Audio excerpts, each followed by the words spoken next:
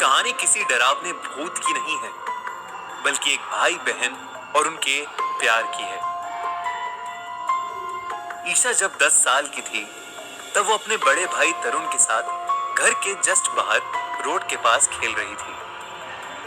तभी अचानक से एक ट्रक आई और तरुण को ठोकर मार के चली गई। ईशा ने जब पीछे देखा तो उसका बड़ा भाई रोड के एक किनारे जमीन पर पड़ा हुआ था।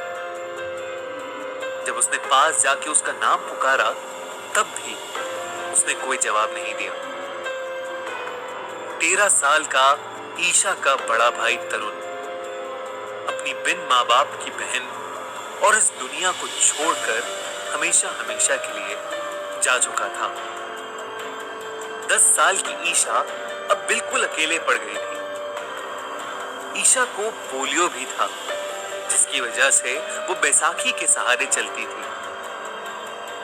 इसी वजह से कोई उससे दोस्ती नहीं करता था और स्कूल में लोग उसका मजाक उड़ाते थे।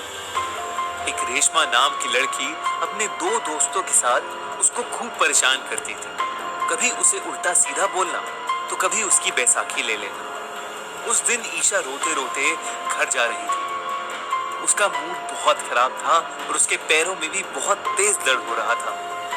तभी अचानक एक कार बहुत तेज स्पीड पे उसके सामने आई। ईशा को अचानक लगा जैसे एक हवा का झोंका आया हो और उसे रोड के उस पार लेकर रख दिया हो।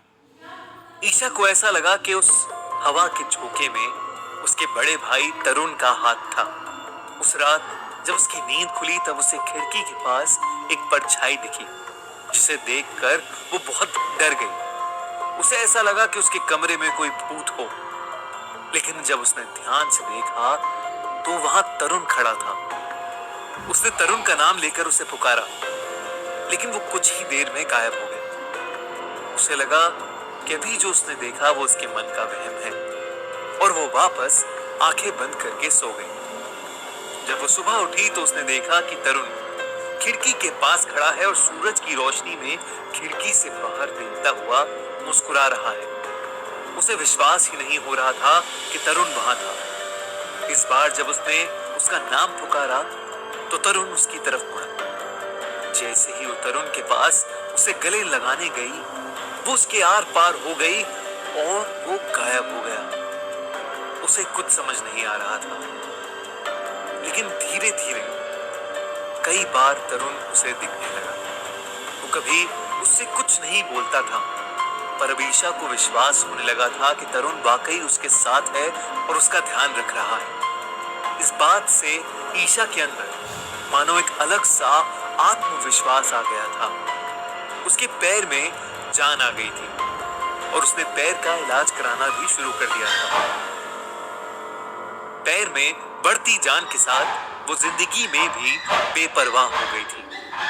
उसे अब स्कूल में किसी की बात का फर्क नहीं पड़ता था और जब रेशमा उसके साथ कोई छेड़खानी करती थी तो वो अपनी बैसाखी से ही उसे डरा देती थी।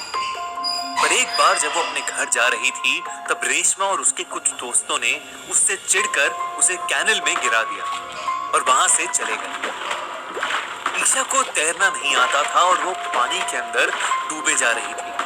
तभी उसे इतने दिनों बाद तरुण की आवाज सुनाई दी, जो उससे कह रहा था, ईशा अपने पैर चलाओ, तुम्हें तैर के ऊपर तक जाना है। ईशा तुम्हें ऊपर तक जाना है। ईशा ने तरुण की आवाज सुनकर अपने पैर चलाना शुरू कर दिया और जैसे ही वो पानी के ऊपर आई, उसने जोर से मदद के लिए चिल्लाया। एक आदमी ने उसकी पुकार सुनकर उसे बचा लिया और उसे हॉस्पिटल ले गए। उसके पैर की दिक्कत होने के बावजूद वो एकदम ठीक थी।